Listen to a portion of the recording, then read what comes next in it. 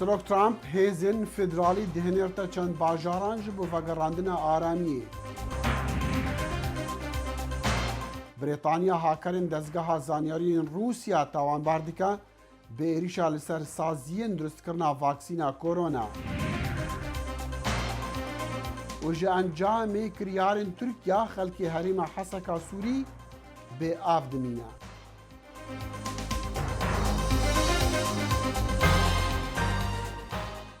سلااف و ڕێز و هیڤێن دەمەخۆش دەگەل بەرنامەگدیە کورد کونەکشن ji dengê Amerîka li Washington.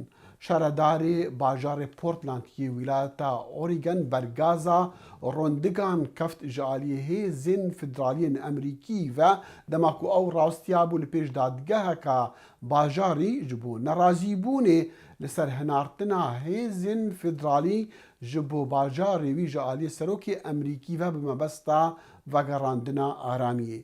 Ted Wheelerê Demokrat got ev yekem cara ew rastî vî rengê gazê dibe. Tevî ku karîgeriya gazê li ser wî diyar bû lê ew ji cihê xwe ranebû. Li dorûberên wî jî nerazîbûn gerim bûn û xwepêşanderan agirêkî mezin berda meydana pêşdadgehê. Nehatiye zanîn ke eger ew hêzên ewlehiya federalî agehdar bûn ku şaredar Wheeler di nav xwepêşanderan de bû dema wan gaza rondik rêş berdای wan.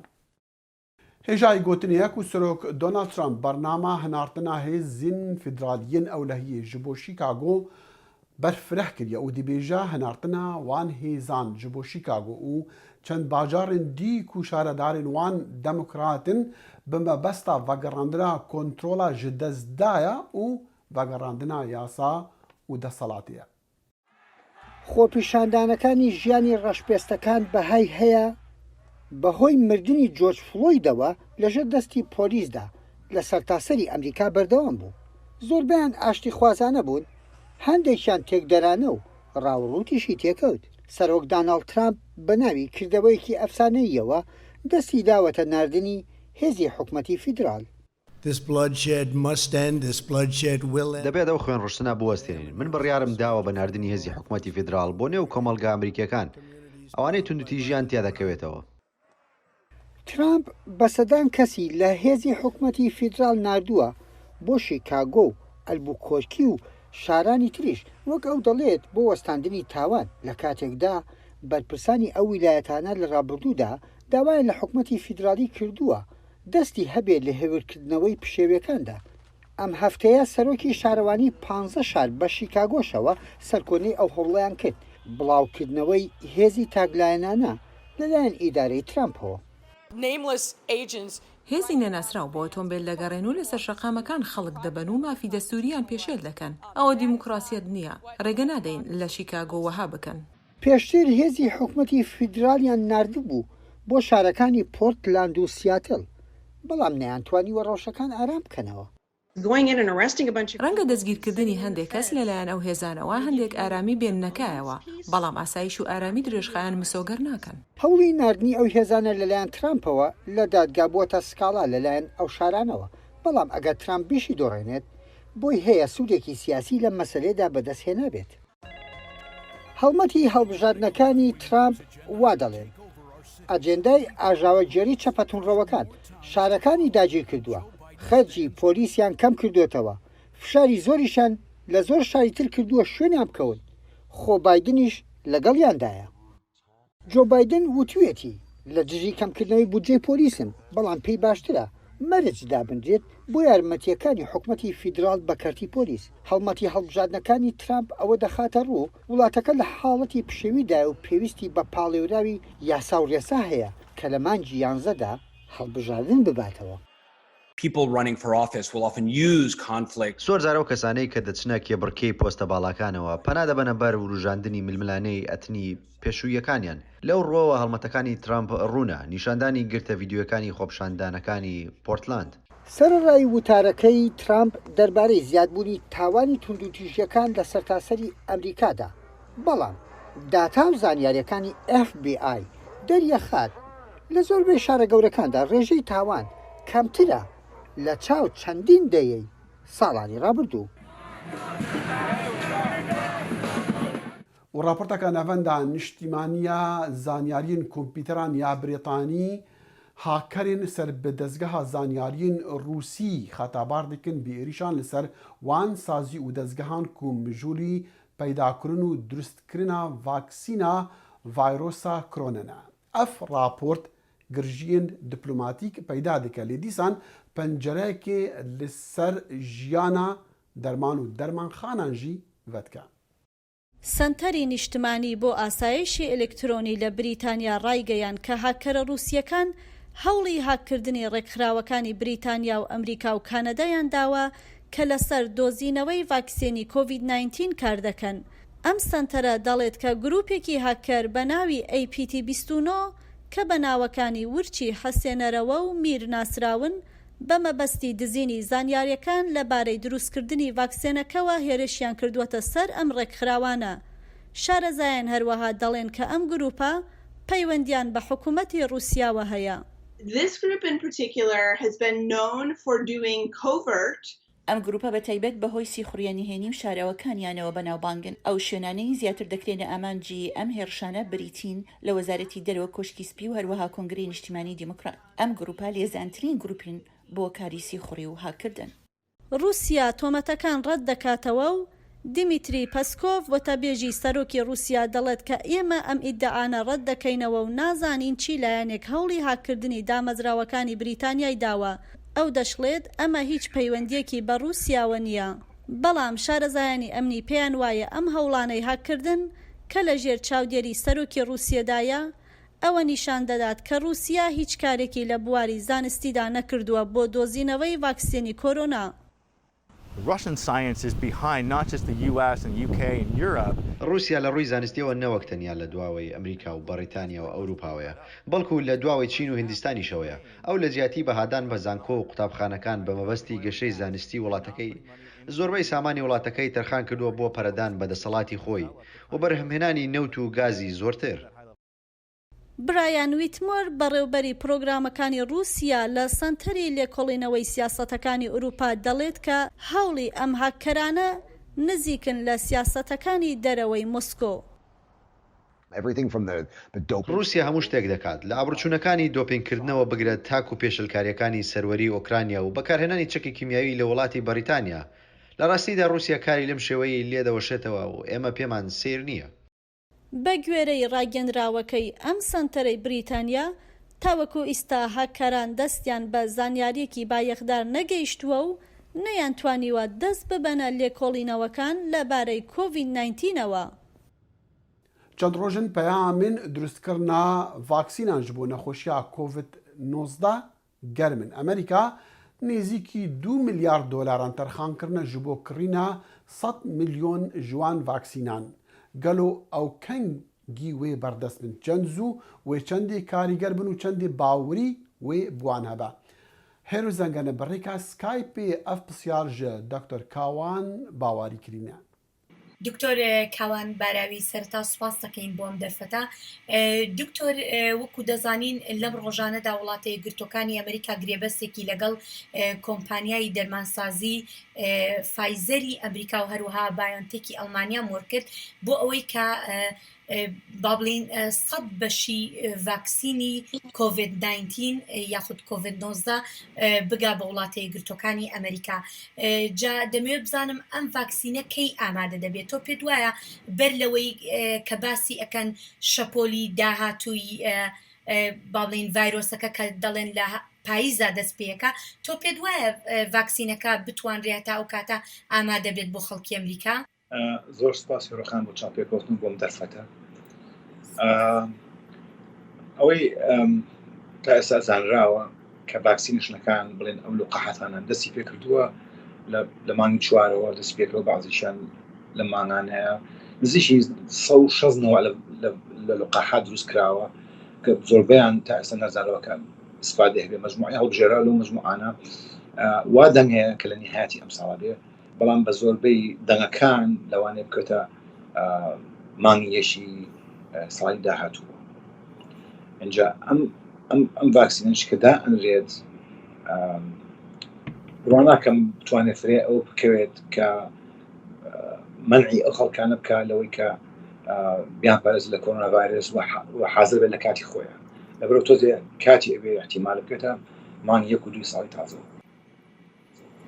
بەڵێ باشە دکتۆر یەک پرسیار کە زۆر بە مێشکما دێ سەبارەت بە بەم ڤاکسینە یاخود ڤاکسینی ڤایرۆسی کۆرۆنا دەبینین بۆ ڤاکسینەکانی تر با بڵێن ڤاکسینی ئەنفلۆنزا کە ساڵانە لێدەین کاتی ئەچیت ڤاکسینەکە لێ بدەی زۆر جار بیر لەوە ئەکرێتەوە کە نەخۆش نەبی دەڵێن تات لێیە قڕگت دێشێ ئەم پرسیارانت لێکن بۆی دڵنیابن لەوەی کە تۆ ڤایرۆسەکەت نییە کاتێکا ڤاکسینەکەت لێدەن دەمەوێت بزانم بۆ ڤاکسینی کۆرۆنا چۆنە چونکە ئێمە دەزانین جاری وایە تۆ ڤایرۆسەکەشت هەیە بەڵام هێشتا هەستت بە نیشانەکانی نەکردووە ئایا هیچ باز لەوە کراوە کە چۆن ئەم ڤاکسینە بەکاربێنرێت ئەو گران هێشتا لەژێر لە کۆڵینەوەی چکە شتەکە تازەیە بەڵام لێرە بێ بازی شتە بزانین زۆربەی ئەو کەسانی ئێستا ئەگەرمانی لقاحاتیان بۆ بکەین ئێمە نازانین چی کۆرۆنایە کۆرۆنایان چکەی وا هەیوا هەم هەڵگری ڤایرۆس نیشانەشی نییە جا لێرە دووشم زۆر مهمەیەکیان ئەوانەی کە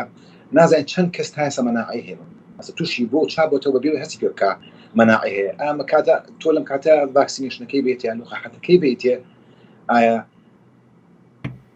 دەبڵێکە یان لقاحەتەکەی بڵێن ئەبێتەوەی مەناعەکەی دەبڵ کاتەوە یان نا و دومیشان ئەگەر هاتو حاڵش هەی بێ بەخەفی گرتوێت یا هەر نیشان لەسەر بێ خۆی بڕوان ناکەم زۆر کێشێکی گەورە بێ ئەو کەس ئەگەر لقاحات وەرگێ چونکە خۆی ئیلا ئەگەر نەخۆشەکۆکو هەموو وەکو لقاحەکانی تر ئەگەر هاتو مەسەلا ئاغازی خراپە نەبێ مەسەلا هەڵامەتیشی بەقوتە هەبێت و تا هەبێ ئەو کاتە ئەبێ دوورکێتەوە لەوەی لقاحەکەی بێتێ ئەلینا ڕوان ناکەم مشکلێکی گەورە هێشتا بەتەواتی کاتی بڵێ باشە دکتۆر لە کاتێکا کە ئەم هەموو ناڕوونیە هەیە لەسەر ڤاکسینەکە تۆ پێ دوایە ئەمریکایەکان یاخود خەڵکی لە جیهاندا ئامادە بن بۆ ئەوەی کە کاتێ ئەم ڤاکسینە ئامادە بێ یەکسەر با بڵین ئامادەن بۆی ڤاکسینەکە لە خۆیان بدەن یان نا وەڵا هێرخان بە باوەڕی من خەسەکەم خەڵک پێشوازیشی زۆر لێکە بەرەو پیرێڕوە بیرمان نەچێ من لە وڵاتێکیان خەڵکیشی زۆر ڕۆشن بیتیایە هەر بۆ لقاحەکانی تری زیاتر زۆربەی وەرئەگرن جا ئەمە خاصن ئەمە کەسێکی زۆری خڕۆسە خەڵک لەبەرەوەی کە تا ئێستا کە من بینی بێتم ناڕوونی هەیە لەسەر شێوازی ڤاکسینەکە وەڵاهی ئەزانین چۆنە ئەوەی مشکلە ئێستا خۆی ئەم ڤاکسینەش کە دانراوە وەکو عەرزم کردی لە مانگی 4 محاولە کەرەسەر مجموعی ئەشخاص بۆ بەرەبەرە مجموعی بەشداربوونەکان زیاد ئەکات بۆ ئەوی بزانن لە زەرەر و زیانەکانی بزانن چێت تا ئێستا زەرەر و زیانەکان نەبینراوە کەتیان ئەیلا ئەگەر هاتو حساسیتی بێت دروستکرابێ یاخود وەکو سەرمایەکی بەسی دروستکراوێ بەڵام من حەز دەکەم چونکە لەبەر ئەوەی خەڵکەکە لێرە لە دوو حاڵەتە تەسی تێکراوە یەکەمیان وەکو نەخۆشەکە ترسی ناخۆشەکە وکە دەرونیش زۆر تەسی تێکراوە لەبەرەوە پەنا ئەبەنە بەر هەموو شتێک بۆ ئەوەی کە بیان پارێزێ من تەسەوەرەکەم پێشوازیەکەم کە ئەماژە بۆ واکەم خەڵک زۆر بەرەو پیری ئەم لە بڕوا خاص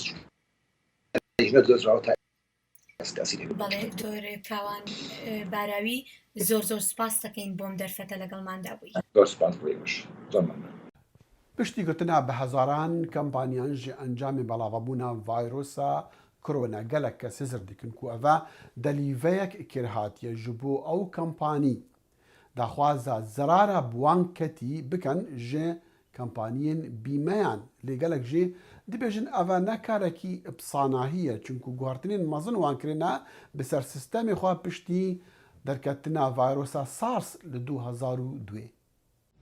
خەڵک لێرە بە شێوەی شەترەنج دادەنیشن واتە کورسێکی نێوانخواان بەتاڵ بەجێ دێڵن تەنیا 4 میوە وەردەگیرن کە خۆی جێگای 20 کەس دەبێتەوە ئێرەش وەک چێشخانەکانی تر لە پێتەخت بۆ ئەو شوێنانەی سەریان داپۆشتاوە لە 150 بەکاردێنن ئەوەشیانی داهاتەکەیان نیوە بوو دوای ئەوەی لە مانگی 3 بۆ مانگی 6 چێشخانەکان بە تەواوی داخسترا بوو هەندێک کەسمان نردەوە ماڵەوە کارەکانمان ڕاگرتن و بۆمان قەرەبۆکردنەوە ئێستا گەڕاونەتەوە بۆی ئێستا نزیکەی هەمووی گەڕاوەتەوە خاوەنی و چێشخانەیە دەڵێت پەتای کۆرۆنا $100,000 زیانی پێگەیاندوو بۆ ئەوەی قەرەبوو بکرێتەوە پەیوەندی لەگەڵ کۆمپانی بیمە گرت بەو هیوایە یارمەتی پێ بکەن ئێمەش وەک خاوەن پیشەکانی بەرپرسیار داوامان لە کۆمپانیای بیمەی خۆمان کرد قەرەبووی زیانمان بۆ بکەنەوە چونکە بە ناچاری و بەهۆی دۆخەکەەوە کاسبی ئێمە ڕاوەستاوە کە لە دەسەڵاتی ئێمەدا نەبووە بەڵام زۆری نەخایەن نامەیە نرد کە داواکەتان پەسەند ناکەین چونکە بیمەکە زیان بەهۆی ڤایرۆسەوە قەرەبوو ناکاتەوە. کۆمپانیەکانی بیمار ڕێبازەکانی خۆیان دوای ئەوە گۆڕی کە ڤایرۆسی سارس لە ساڵەکانی 2002-2003 لە جیهاندا سەری هەڵدا ئەو کات کۆمپانیەکان تا میلیۆنها دۆلاریان قەرەبوو دەکردەوە. دوای ئەو کات هەندێک لە کۆمپانیەکان لە نێو یاساکەیاندا نووسیان کە زیانی بەهۆی سەرهەڵدانی ڤایرۆس قەرەبوو ناکرێتەوە.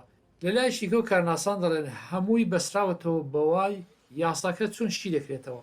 هەڵبەت کۆمپانیەکانی بیمە شی دەکەنەوە کە ڕێبازەکانی نوێ بۆ ئەو پەسەند نەکراون کە یارمەتی نەکەن بەڵکو بۆ ئەوەی پارێزگاری لە کۆمپانیەکانیان بکەن. هەرگیز ئەمریکا کارەساتی ئەوە گەوری بخۆوە نەدیوە. هەرە گەورەترین کارەسات پێش کۆڕۆنا تۆفانی کاترینا بوو کە کۆمپانیەکانی بیمە 54 میلیارد دۆلاریان قەرەبوو کردەوە.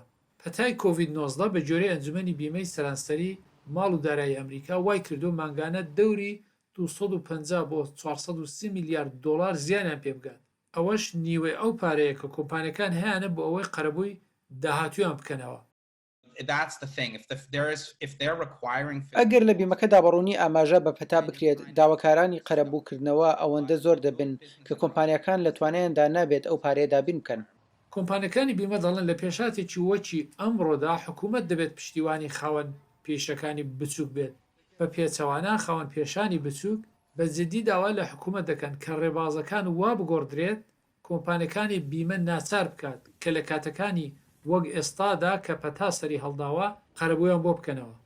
هەرکەس باوەڕ دکە و دیگەل دەست بەکاربوونە سەرۆکوەزیری نوێ عێراق مستەفا ئەلکازمی ئەوەی سەرکەفتی بە هەرچا بە ji ڕووی سیاسی و ji ڕووی پشتەوانیە خەڵکێ ji بۆ حکومەتا وی لەگەڵ ئەوێ چەندی پێکردیە دەستوری بە بەرۆڤاژی تەڤایە سەرۆکوەزیرێن و بەریوی هاتین.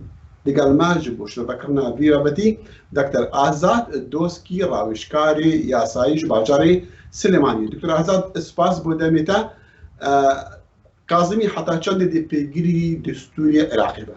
بتنێ هاتنا نەها بەڕێز مستەفا کازمی ئەشێن بێژم نیشانەیەن دەولەتبوونێ عێراقە بە دیارە نیشانەیەن ڕێزگرتنا دستوری و ڕێزگرتنا قانونی و ڕێزگرتنا هەڤوڵاتیên عێراقێک و مەبدەئەک پرینسیپەکێ gelek muhîm e desatîrê welatان da her mada 14 distûrê Iraqê wextê dijit mebdeê muwatane te dewleta muwatanê hevwelatî bû nebû belku Iraq piştek bû jê bîrdûzê pîlangêriyê taybetiyê ser wilayeta feqî ve Tehranê wekî min amaje pêkir ji ber hindê Iraq neha beref siyada xwe diçe beref rêzgirtinê piştî ku çavbijî Îran dewrekê baş dî fîtila taîfî li Iraqê da dewr bibînît û Iraq beref heta radeyekî zûr şerê taîfî jî bibe. دکتۆر ئازاد li wan salên borîn yani 10-12 salên borîn me dît her kesekî ku dema destûr ji bo wî baş be li demekî pişta xwe bi destûr digerin dikir lê kesî jî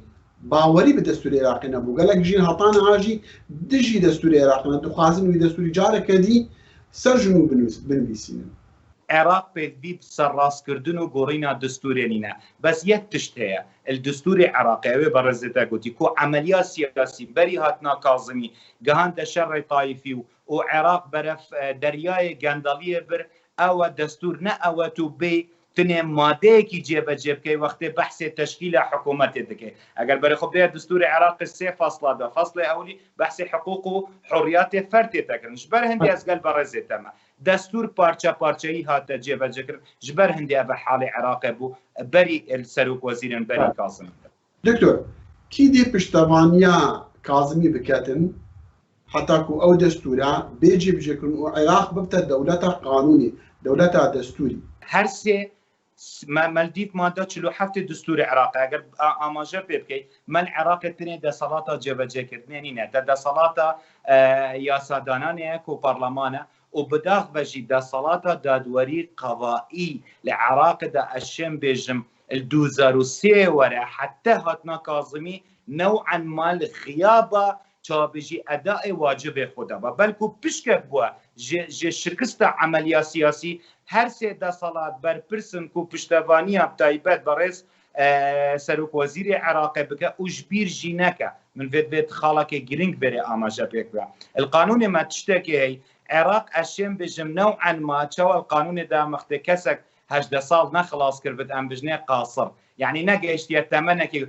Iraq eşêm amaje pê bikin berî hatina Kazimîl el siyasî de sinêl bûye. Ji ber ban belê. دکتر ئازاد پرسیارە داوی تکای بکورتیژی. مادە 140 بەشێکی دەستوری عێراقیە. عەرەب بگەشتی دژی وێنە. کازمی حتا چەندێ کارەبە وێ مادەیە جێبجێ بکە. یان کورد چوا دیکارن کارێکی بکەن ji بۆ ئەو بەندێ 140 دەستوری عێراقی جێبجێ ببە. و دە قازانجا کورتادەیە.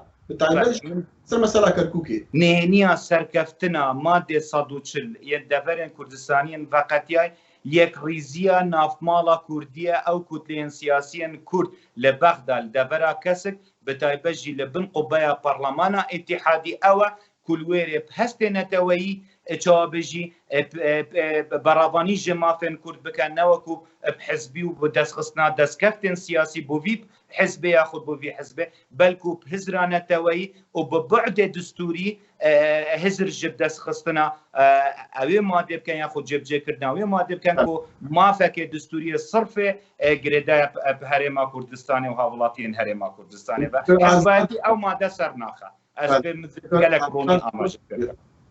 دکتر ئازاد دۆستی ڕاوشکاری یاسایەکی سلیمانیە دەگەڵ دەنگی ئەمریکا و سپاس دکتۆر. زۆر سپاس.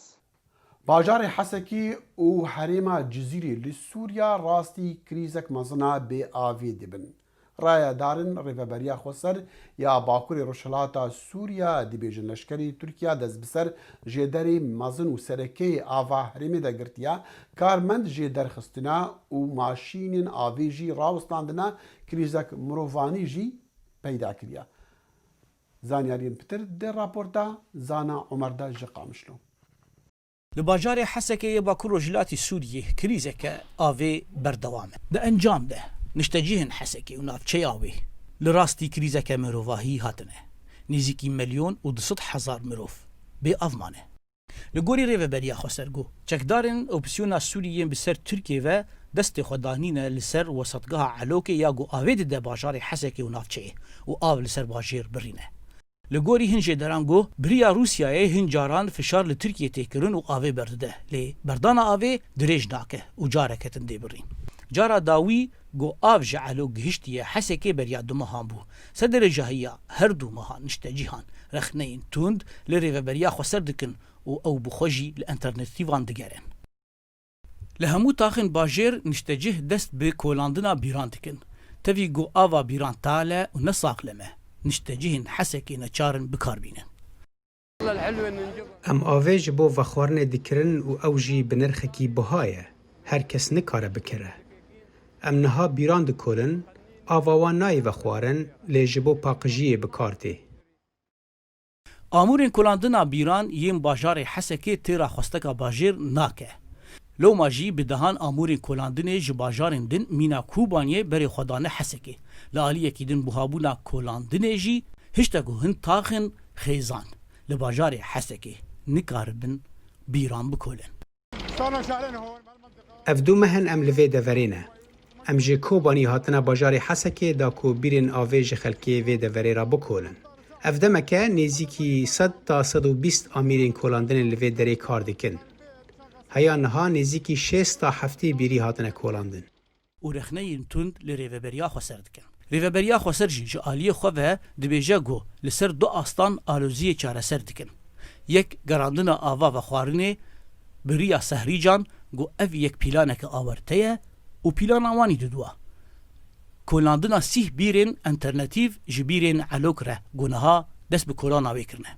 Abdulgafûr Oso hevserokê Komîteya Şaredariyan û jîngehê li kantona Hesekê bang li saziyên navnetewî dike got fişarê li Tirkiye bikin. Got avê li ser Hesekê qut nekin. Wek tê zanîn ev demeke av ji ser bajêr hatiye qutkirin. Nêzîkî milyonek û 200,000 kes bê av mane. Her wiha 3 kamp li herêmê pê vegirêdayî ne. Ev bûye krîzekê li bajarê Hesekê. Krîz berdewam e و هەر جارێکە تێڤەکردن ji بۆ درۆژان جارێکە دن ئاv تێ بڕین. زانا عمر دەنگی ئەمریکا باژارێ حەسەکی. گەف لەسەر ژیانە گیانلەبەران di derya û oqyanosan de jî çend tê û bilind dibe. Zana dibêjin bilindbûna pileya germê xeterê dike ser jiyana masiyan, masiyên piçûk û xerzê wan jî. Nebes eve belkû rengekî kevzê hatiye dîtin li van dumahiya. Zana dibêjin ew xetera li ser jiyana giyanleberan di oqyanosa Pasifîk de. Pitir Zanyarî di vê raportê de. Dibît li bin avênşînên deryayên Hawayê de metirsî digel pêlên deryayê bihêt û jiyan lê nemînî. Ez hizir dikem gelek bêhempaya û ya tirsnak e ku em tiştekî di nava avê de bibînin wekî parçeka dagirker kar biket. Alison Sherwood serûka zanan li lêkolînan serkevza deryayê Zankuwa Hawayê gotî li sala 2016 vekuleran li rêveberiya Oqyanusa Asmanî cûrekê niyê kevzê dîtiye ku berînokek kesê nedît bû. Ev giyayê deryayê yê bi azar e û heta niha me çi nav bûn nînin. Ev ya bêhempa ye, her gav tu tiştekî wisa nabînî bihête nav siruştî de, wisa ya tirsnak bît û bi sanahî nezanî ka çi ye yan ji kî ve hatiye. Sherwood dibêjî ev cûrê niyê kevzê li sala 2019 dest bi serçend şînkatiyên deryayê û gûmên mercanan da girtibû. Randall Kasikî êk ji zanayên rêveberiya Oqyanus û Asmanî hişyarî daye ku ev kevza çêdbît berbelav bibît û karîgeriyê li pêşesaziyê biket. Eger tiştekî wesa biçte wakekî yan her cihekî li giravên hawayî dikare seteka jîngehî û ya aborî bît. Hezirvekek hadê geştiyarên hawayî çikin, eger kevzeka êk car zor li ber lêvên avan bibînin. Eger belavbûna vê kevzê nehêde rawistandin, dê li her pêncî wîlatên Emerîka berbelav bît û karîgeriyê li her têgeşt û guzariyê ket ku 23 sadê ji aboriya welatê dikirît. Her wisa digel bilimbûna pila germatiya avê li beravên Efrîqiya Rojhilat digel nizimbûna rêja oksîjînê nav avê de dê metirsiyê li ser zûrbûn û drûstbûna masiyan ket. Egerê serekî bo van giyaneveran ku di hestyar bin bo pila germatiyê pêdivîbûna wan bi oksîjînê ye. Profesör Hans Ahoport li senterê Helmholtz yê lêkolîna deryayê dibêjît bilimbûna pila germatiyê masiyan neçar ket ku li nav deryayan de berbelav bibin û li avên tazî bigerin de ku xerzê xwe bikin.